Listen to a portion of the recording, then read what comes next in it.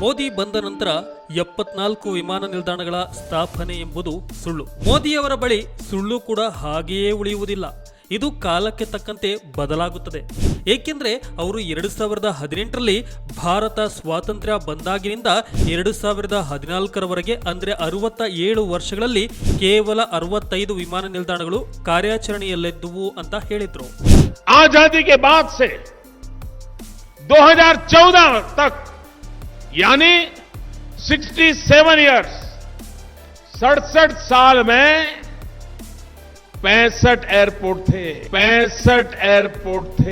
65 2023ರಲ್ಲಿ 2014ರವರೆಗೆ ಕೇವಲ 74 ವಿಮಾನ ನಿಲ್ದಾಣಗಳು ಕಾರ್ಯಾಚರಣೆಯಲ್ಲಿದ್ದವು ಅಂತ ಹೇಳಿದ್ರು.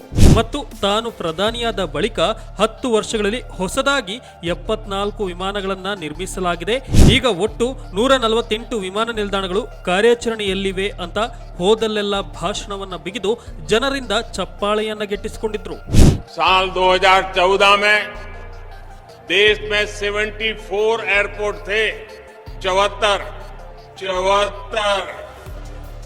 यानी आजादी के 7 दशक बाद भी देश में 74 एयरपोर्ट ही थे 74 एयरपोर्ट ही थे.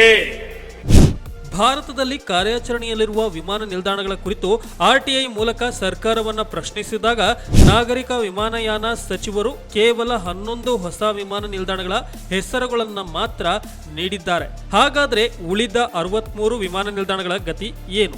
ಅವು ಏನಾದವು ಎಂದು ಬಿಜೆಪಿ ಅಥವಾ ಅದರ ಬೆಂಬಲಿಗರು ಯಾರಾದರೂ ಹೊಸದಾಗಿ ನಿರ್ಮಿಸಲಾದ ಎಲ್ಲಾ 74 ವಿಮಾನ ನಿಲ್ದಾಣಗಳ ಪಟ್ಟಿಯನ್ನ ನೀಡಬಲ್ಲರೆ?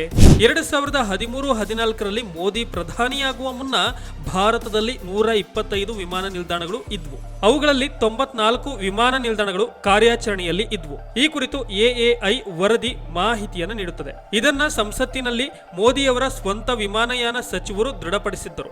ಆದರೆ ಈಗ ಸರ್ಕಾರಿ ದಾಖಲೆಗಳನ್ನೇ ತಿದ್ದಿ ಸುಳ್ಳು ಸೇರಿಸಲಾಗಿದೆ.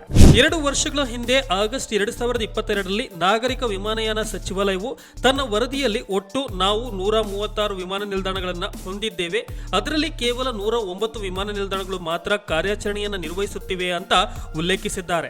ಆದರೆ ತನ್ನನ್ನು ತಾನು ವಿಶ್ವಗುರು ಎಂದು ತೋರಿಸಿಕೊಳ್ಳಲು ಮೋದಿಯವರು ಈ ಸುಳ್ಳುಗಳನ್ನು ಸೃಷ್ಟಿಸಿದ್ದಾರೆ.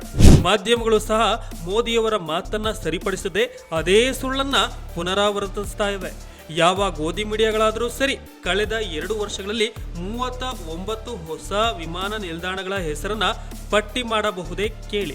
ಮತ್ತು ಎಲ್ಲಾ ಜವಾಬ್ದಾರಿ ಹೊತ್ತ ಮಾಧ್ಯಮಗಳೇ ಸುಳ್ಳು ಬಿತ್ತರಿಸುವ ಈ ಹೊತ್ತಿನಲ್ಲಿ ಜನಸಾಮಾನ್ಯರಾದ ನಾವೇ ಸತ್ಯವನ್ನ ಎತ್ತಿ ಹಿಡಿಯಬೇಕಾಗಿದೆ.